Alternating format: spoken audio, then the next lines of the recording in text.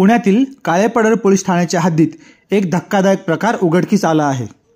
इथं एका IT कंपनीत काम करणाऱ्या अभियंता तरुणीवर सामूहिक अत्याचार करण्यात आला आहे। मिळालेल्या माहितीनुसार पीडित तरुणी ही कर्नाटक राज्यातील असून ती पुण्यातील एका नामांकित कंपनीत IT इंजिनियर म्हणून कार्यरत आहे। 2021 मध्ये फेसबुकवर तिची ओळख आरोपी तमीम हर्सल्ला खान याच्याशी झाली।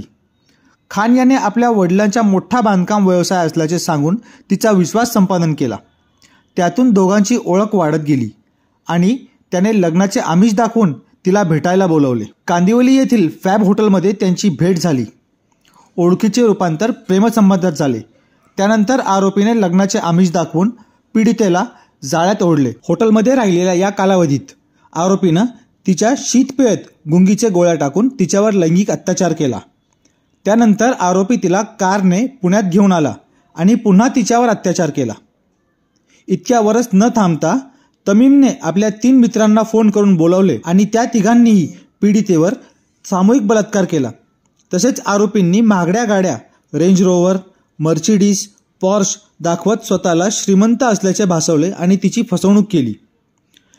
पीडितेची आर्थिक लूट करण्यासाठी आरोपींनी तिचे नग्न फोटो काढून धमकावले। सुरुवातीला तिने जवळपास 10 लाख रुपये दिले। त्यानंतर व्यवसाय सुरू करण्याच्या बहाण्याने आणि धमकून तिला कर्ज काढण्यात भाग पाडले। अशा प्रकारे एकूण 30 लाख रुपये आणि 2 आयफोन आरोपींनी उकळले। पैसे मागितल्यावर तिला लाथबुक्क्यांनी हाणमार करण्यात आली। या प्रकरणी काळेपडळ पोलीस ठाण्यात प्रियकर तमीम हर्सल्ला खानसह त्याच्या 3 मित्रांविरोधात गुन्हा दाखल करण्यात आला असून अधिक तपास सुरू आहे। पुणे येथील ॲडव्होकेट तौसिफ शेख आणि त्यांच्या कायदेशीर टीममध्ये ॲडव्होकेट सूरज जाधव, ॲडव्होकेट क्रांती सहाने, ॲडव्होकेट स्वप्नील गिरमे, ॲडव्होकेट नेहा पिसे आणि इतर सदस्यांनी संबंधित गुन्ह्याची तक्रार नोंदवण्यासाठी काळेपडळ पोलीस ठाण्यात पीडित महिलेची कायदेशीर तांत्रिक बाबींमध्ये मदत केली। ॲडव्होकेट तौसिफ शेख यांनी यावर प्रतिक्रिया देताना सांगितले की आरोपींना मोकळे सोडून दिले जाऊ नये आणि त्यांना कायदेनुसार योग्य ती शिक्षा मिळाली पाहिजे।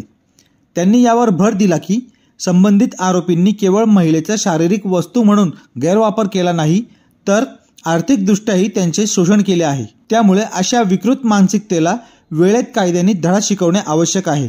तसेच आम्ही पीडित महिलेला न्याय मिळेपर्यंत पूर्ण पाठिंबा देऊ असेही त्यांनी स्पष्ट केले। अशा अमानुष घटनेची कठोर शिक्षा व्हावी अशी मागणी जोर धरत आहे। पोलिसांनी तातडीने योग्य कारवाई करावी अशीही मागणी होत आहे।